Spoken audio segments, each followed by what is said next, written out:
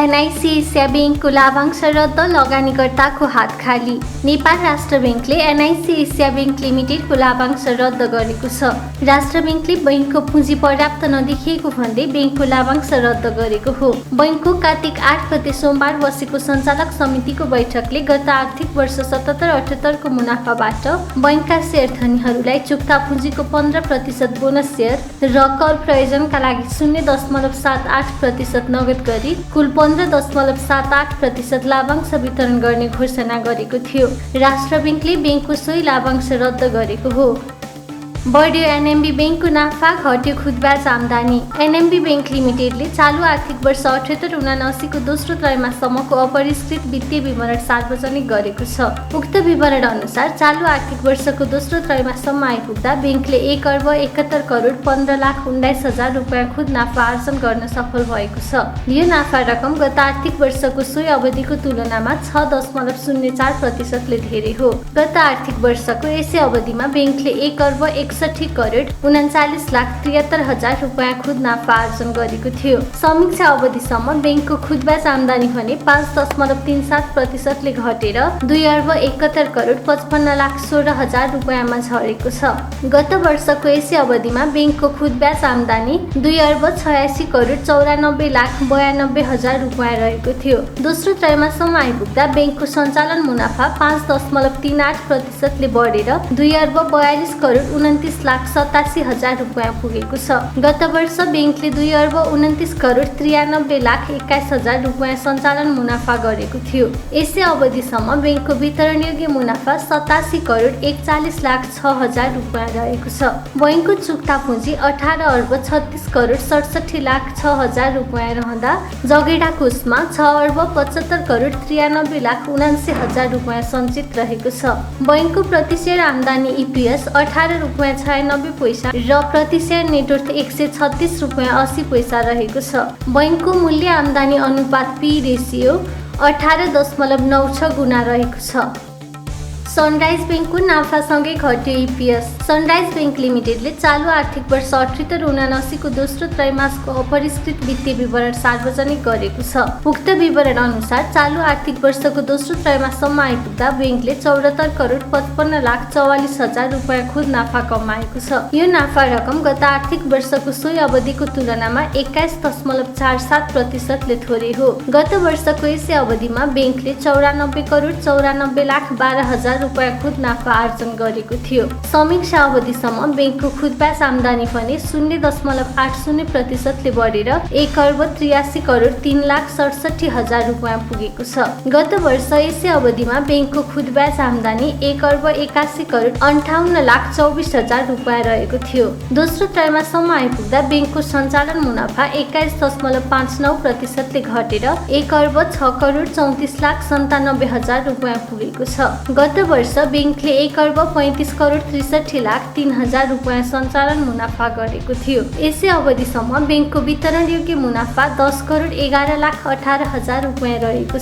त्यस्तै ब्याङ्कको चुक्ता पुँजी 10,11,88,92,000 रुपियाँ र जगेडा कोषमा 5,24,06,89,000 रुपियाँ सञ्चित रहेको छ।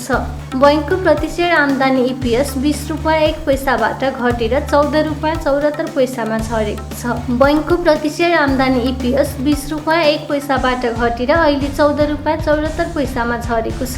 बैङ्कको प्रति शेयर नेटवर्थ 151 रुपियाँ 79 पैसा रहेको छ। बैङ्कको मूल्य आम्दानी अनुपात P रेसियो 20.36 गुणा रहेको छ। 100 अङ्कले घट्यो नेप्से परिसूचक, झन्डै 9 अर्बको कारोबार। आज सोमबार शेयर बजारमा पहिरो गएको छ। शेयर बजार शतकले घट्दा झन्डै 9 अर्बको कारोबार भएको छ। नेपाल स्टक एक्सचेन्जका अनुसार आज सोमबार शेयर कारोबार मापक नेप्से परिसूचक 100.10 अङ्कले घटेर 2820.41 बिन्दुमा झरेको छ। नेप्से 3.43% ले घटेको हो। यस्तै सेन्सेटिभ परिसूचक पनि 18.20 अङ्कले घटेर 500 25.90 बिन्दुमा झरेको छ। कुल 228 वटा कम्पनीको 1,70,63,833 किता सेयर खरिद बिक्री हुँदा 8,88,85,13,177 रुपैयाँ 57 पैसा बराबरको कारोबार भएको नेप्सेले जनाएको छ। स्टकका अनुसार कारोबार भएका कुल 13 उपसमूह मध्ये आज सबैवटा उपसमूहको सेयर घटेको छ। सबैभन्दा धेरै विकास बैंक समूह घटेको छ। आज अपी पावर कम्पनी लिमिटेडको सर्वाधिक कारोबार भएको छ। कम्पनीको 38,34,24,000 रुपैयाँ बराबरको कारोबार भएको हो। सोमबार विन नेपाल लघुवित्त वित्तीय संस्था लिमिटेड र Buddhabhumi Nepal hydro power company लिमिटेडको सेयर मूल्यमा सकारात्मक सर्किट लागेको छ। विन नेपाल लघुवित्त वित्तीय संस्था लिमिटेडको सेयर मूल्य 10% बढेर प्रति किता 1,005 रुपैयाँ 50 पैसा पुगेको छ। यस्तै Buddhabhumi Nepal hydro power company लिमिटेडको सेयर मूल्य 10% बढेर 382 रुपैयाँ 90 पैसा पुगेको छ। यस दिन कर्णाली डेभलपमेन्ट बैंक लिमिटेडको सेयर मूल्य सबैभन्दा धेरै घटेको छ। बैंकको सेयर मूल्य 7.82% घटेर प्रति किता 440 रुपैयाँ 60 पैसामा झरेको छ। लगानीको अवसर एकैपटक 6 कम्पनीले पाए आइपिओ निष्कासनको अनुमति। 5 महिनापछि पुनः नियामक निकाय नेपाल धितोपत्र बोर्ड 7ले 6 वटा कम्पनीलाई साधारण सेयर आइपिओ निष्कासन गर्नका लागि अनुमति दिएको छ। यसअघि अध्यक्षको नियुक्ति नहुँदा रोकिएका आइपिओहरूलाई अब भने बोर्डले अध्यक्षको नियुक्ति नभए पनि अनुमति दिएको हो।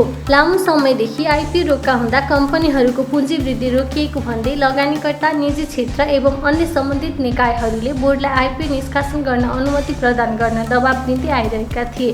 बोर्डले जाल्पा सामुदायिक लघुवित्त वित्तीय संस्था लिमिटेडलाई प्रति किता 100 रुपैयाँ अंकित दरमा 5,22,000 किता, नेस्टो समृद्ध लघुवित्त वित्तीय संस्था लिमिटेडलाई प्रति किता 100 रुपैयाँ अंकित दरमा 8,28,75,000 रुपैयाँ बराबरको 8,28,750 किता, राष्ट्र उत्थान लघुवित्त वित्तीय संस्था लिमिटेडलाई प्रति किता 100 रुपैयाँ अंकित दरमा 8,50,00,000 रुपैयाँ बराबरको 8,50,000 किता, बलिफी हाइड्रो पावर कम्पनी लिमिटेडलाई प्रति किता 100 रुपैयाँ अंकित दरमा 36,55,94,000 रुपैयाँ बराबरको 36,55,940 किता, ग्रीन भेन्चर लिमिटेडलाई प्रति किता 100 रुपैयाँ अंकित दरमा 62,50,00,000 रुपैयाँ बराबरको 62,50,000 किता र इमर्जिङ नेपाल लिमिटेडलाई प्रति किता 100 रुपैयाँ अंकित दरमा 5,55,60,000 रुपैयाँ बराबरको 5,55,600 किता आइपिओ निष्कासन गर्न अनुमति प्रदान गरेको हो।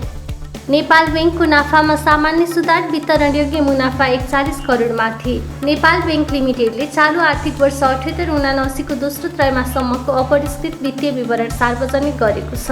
उक्त विवरण अनुसार चालू आर्थिक वर्षको दोस्रो त्रैमाससम्म आइपुग्दा बैंकले 1,41,70,58,000 रुपैयाँ बराबरको खुद नाफा आर्जन गर्न सफल भएको छ।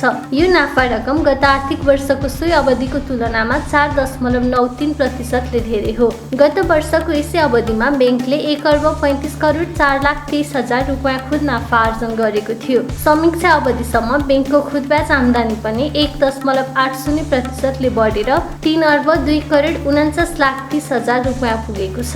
गत वर्ष यसै अवधिमा बैंकको खुद ब्याज आम्दानी 2,97,13,98,000 रुपैयाँ रहेको थियो। दोस्रो त्रैमाससम्म आइपुग्दा बैंकको सञ्चालन मुनाफा 20.08% घटेर 1,63,53,36,000 रुपैयाँमा सीमित भएको छ। गत वर्ष बैंकले 2,04,62,22,000 रुपैयाँ सञ्चालन नाफा गरेको थियो। यसै अवधिसम्म बैंकको वितरणयोग्य मुनाफा 41,03,15,000 रुपैयाँ रहेको छ। बैंकको चुक्ता पुँजी 14,40,59,04,000 रुपैयाँ र जगेडा कोषमा 19,89,71,28,000 रुपैयाँ सञ्चित रहेको छ। बैंकको प्रति शेयर आम्दानी इपिएस 19 रुपैयाँ 67 पैसा र प्रति शेयर नेटवर्थ 238 रुपैयाँ 12 पैसा रहेको छ। बैंकको मूल्य आम्दानी अनुपात पी रेसियो 19.37 गुणा रहेको छ। सञ्चालक र आधारभूत शेयरधनीहरूलाई हकप्रदको पैसा जम्मा गर्न आइएमई जनरल इन्स्योरेन्सको आग्रह। आइएमई जनरल इन्स्योरेन्स कम्पनी लिमिटेडले सञ्चालक र आधारभूत शेयरधनीहरूलाई हकप्रद शेयर बापतको पैसा जम्मा गर्न अनुरोध गरेको छ। कम्पनीले 1:0.40 अनुपातमा हकप्रद शेयर निष्कासन गर्न लागेको हो। कम्पनीले हकप्रद शेयर निष्कासन गर्नका लागि बिक्री प्रबन्धकमा ग्लोबल आइएमई क्यापिटल लिमिटेडलाई नियुक्त गरेको छ। कम्पनीको वैशाख 12 गते सम्पन्न 23औं वार्षिक साधारण सभाले 40% हकप्रत शेयर निष्कासन गर्ने प्रस्ताव पारित गरेको थियो। कम्पनीले सर्वसाधारण शेयर धनीहरूका लागि हकप्रत शेयर आवेदन खुल्ला गर्नु पूर्व धितोपत्र निष्कासन तथा बाँडफाँड निर्देशिका 2074 को निर्देशन नम्बर 12(4) बमोजिम सञ्चालक लगायत आधारभूत शेयर धनीहरूले आफ्नो हक हिस्सामा पर्न आउने हकप्रत शेयर बापतको रकम बुझाउनु पर्ने व्यवस्था रहेको हुनाले आफ्नो हक हिस्सामा पर्न आउने हकप्रत शेयर बापतको रकम फागुन 2 गते सोमबारभित्र जम्मा गर्न अनुरोध गरेको हो।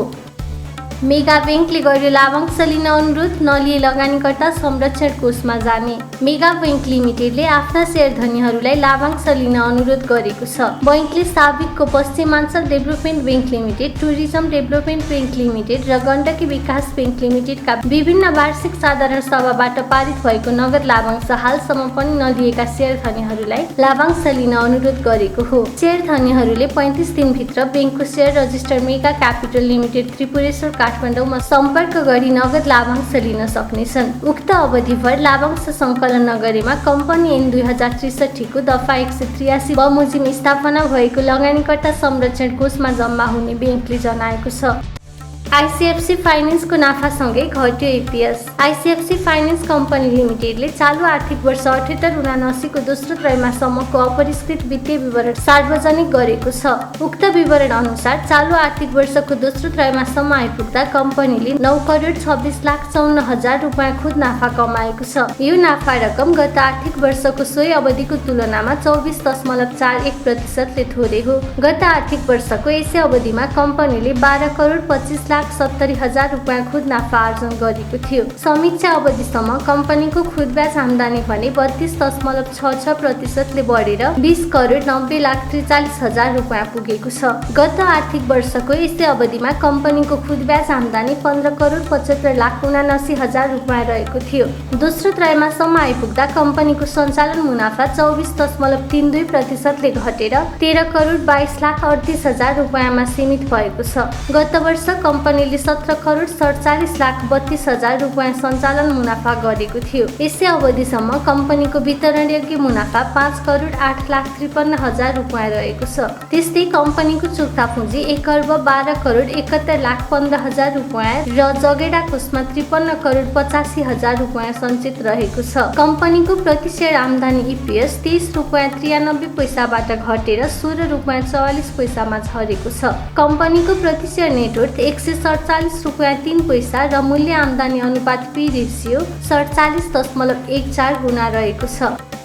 सोमबार सुन चाँदी दुवैको मूल्य स्थिर। सोमबार नेपाली बजारमा सुन र चाँदी दुवैको मूल्य स्थिर रहेको छ। आज पनि सुन प्रति तोला 93,500 रुपियाँमा र चाँदी प्रति तोला 1,315 रुपियाँमा नै कारोबार भएको नेपाल सुन चाँदी व्यवसाय महासंघले जनाएको छ।